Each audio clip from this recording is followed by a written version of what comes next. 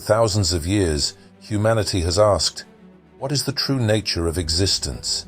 Is the universe just a vast, lifeless machine, or is it something more, something alive, self-prehending, and deeply connected to us?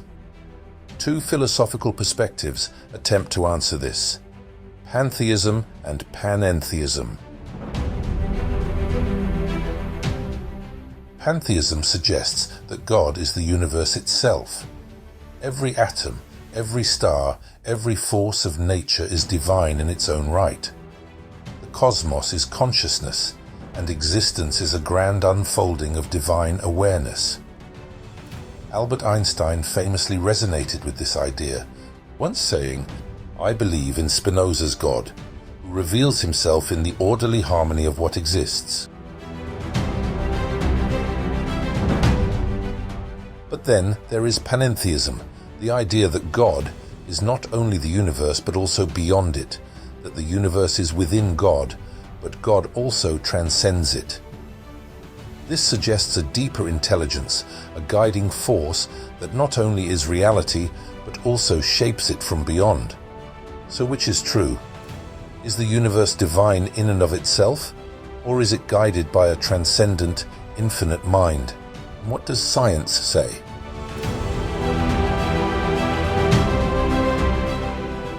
In the 20th century, physics shattered old materialist ideas and began pointing toward a reality far more mysterious and mind-like than we once imagined. Max Planck, the father of quantum mechanics, rejected the idea that matter was the foundation of reality. He declared, "I regard consciousness as fundamental. I regard matter as derivative from consciousness." This was a direct challenge to classical physics, suggesting that the physical world emerges from something deeper, something like a universal mind. Then came Erwin Schrödinger, who suggested that there is only one universal consciousness, broken into individual experiences. His insights were not just about the bizarre world of quantum mechanics, but about the nature of self, the realization that we are all aspects of a greater whole. This idea aligns with both pantheism and panentheism. If reality is ultimately mind-like, then pantheism is correct in seeing divinity within all things. But if this universal consciousness transcends time and space, then panentheism may also be correct in suggesting that this intelligence is beyond the physical universe as well.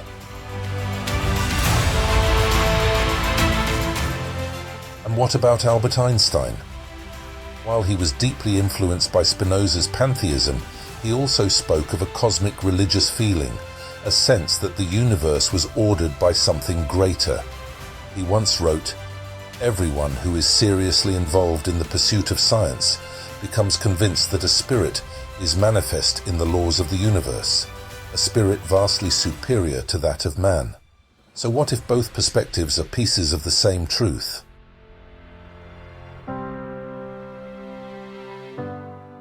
To understand this, we must return to the origin of the universe itself. What came before time, space, and matter? Logically, before anything existed, there could only be one thing: absolute nothingness. But absolute nothingness is paradoxical. It is infinitely negative, always less than anything and everything. It is pure non-existence.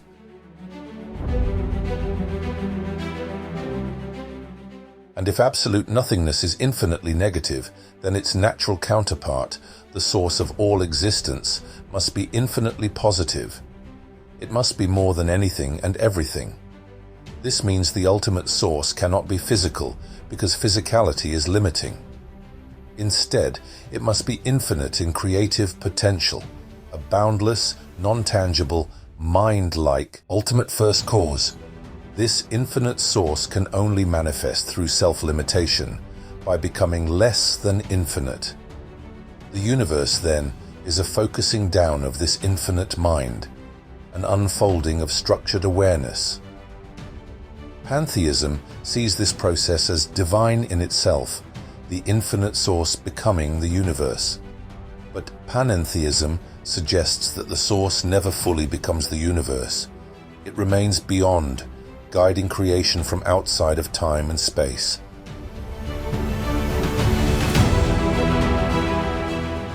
If the universe is an unfolding intelligence, then what role does consciousness play?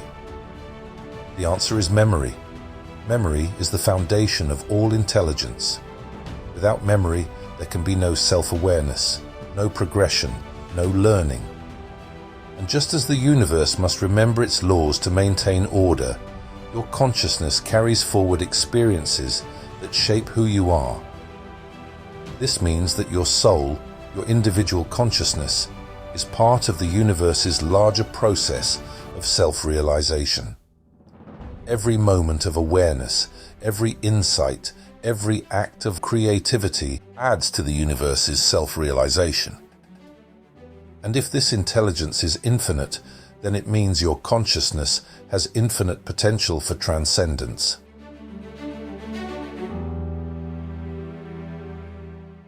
So what does science ultimately reveal about pantheism and panentheism?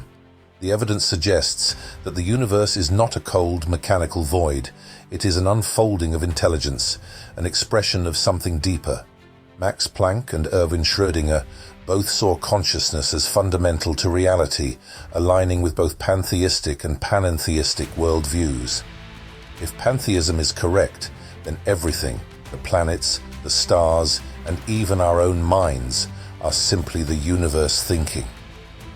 But if panentheism is correct, then the universe is not just an expression of the divine, but a journey towards something greater. But what does this mean for us, personally?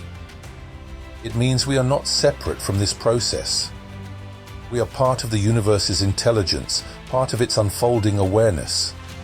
Our consciousness, our experiences, our choices, they all contribute to the grand design. If the source of everything is infinite, then its potential for creation is infinite. And if consciousness is fundamental, then our soul is not an accident. It is a piece of this infinite intelligence, a vital part of its realization. Science is beginning to catch up with what ancient philosophy has long suspected. The universe may not just exist, it may be alive. And we, of course, are a spirited part of that aliveness, the soul of the whole process.